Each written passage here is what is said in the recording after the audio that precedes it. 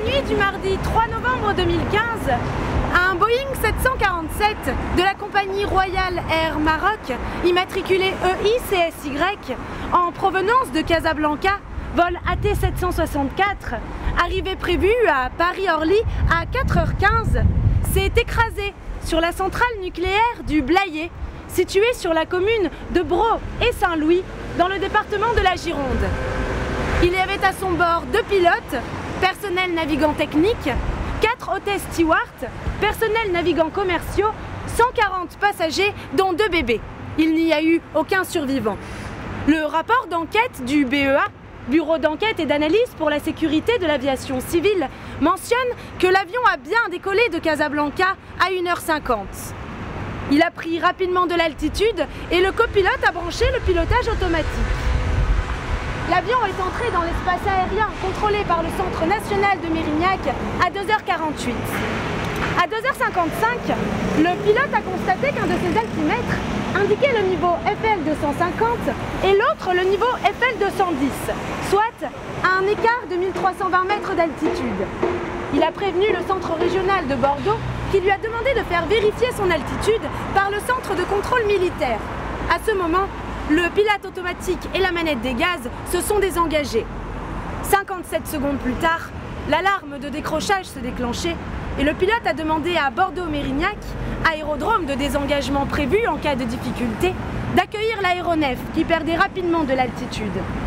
Le centre de Mérignac a déclenché l'alerte auprès de la base militaire de Mont-de-Marsan et 2 Mirage 2000 ont décollé pour aller à la rencontre du Boeing 747. Ils arriveront trop tard.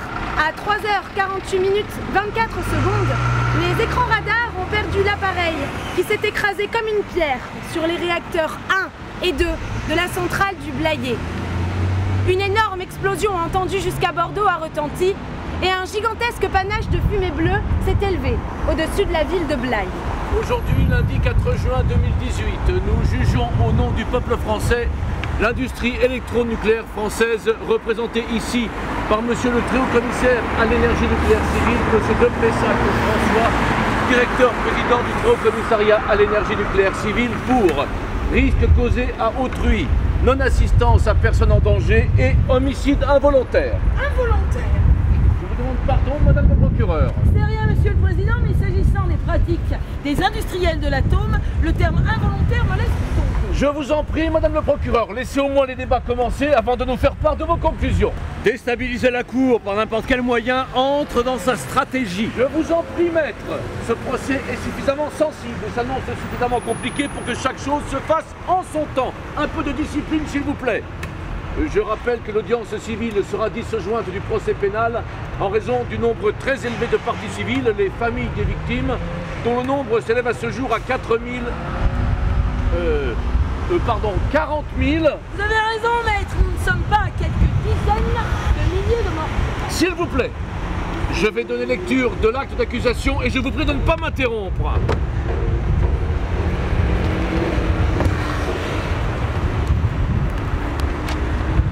Le tribunal correctionnel de Clermont-Ferrand contre le très haut commissaire à l'énergie nucléaire civile, représenté ici par son directeur-président, le très haut commissaire de Pessac François.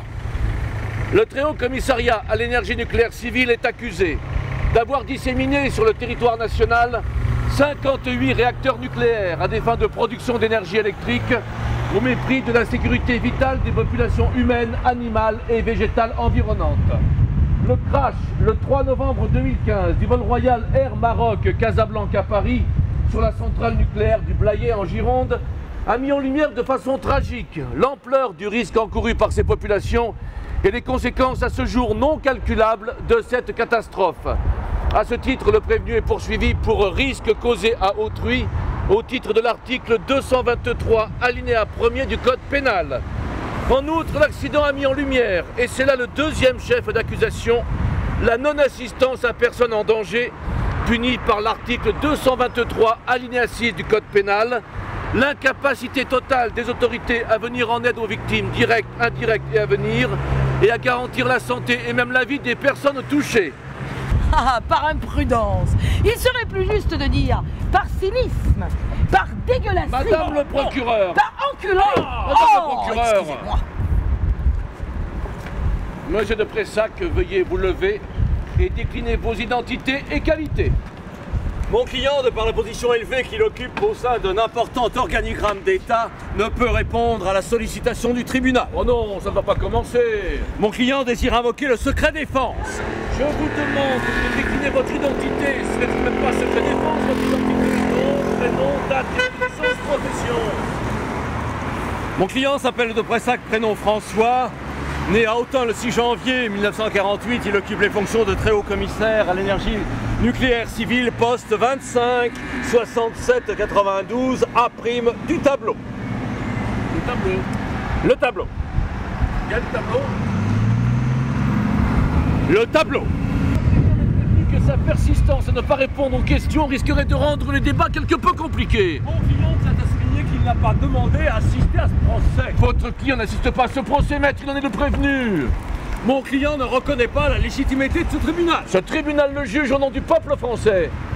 Mon client étant en mission pour l'État français, il ne saurait être jugé par l'État français dans la mesure, n'est-ce pas, où l'on ne peut être à la fois juge et partie. Monsieur le Président, la justice s'est déjà prononcée sur la légalité de ce procès.